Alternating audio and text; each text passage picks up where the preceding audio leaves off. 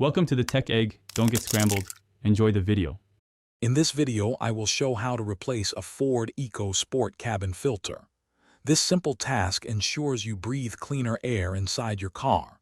First, gather your tools: a new cabin air filter and a small flathead screwdriver. Understanding the filter's role in trapping dust and allergens will motivate you to keep it fresh. It's a quick and easy maintenance item that makes a big difference for your comfort and health. To begin, open your Ford Ecosport's glove box and remove all its contents. Next, gently press inward on both sides of the glove box to release the retaining clips. This allows the glove box to swing down further, giving you access to the filter housing. You'll see a rectangular cover, often held by clips or a small screw. With the housing exposed, unclip or unscrew the cover and set it aside.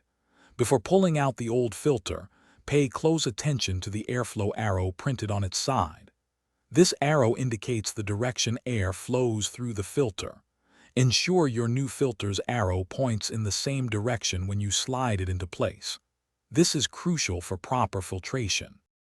Now, simply reattach the filter housing cover, ensuring it clicks firmly into place.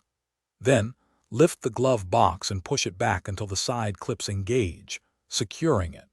Replacing your cabin filter regularly, perhaps every 15,000 to 20,000 miles, significantly improves air quality, reduces allergens, and maintains efficient heating and air conditioning performance.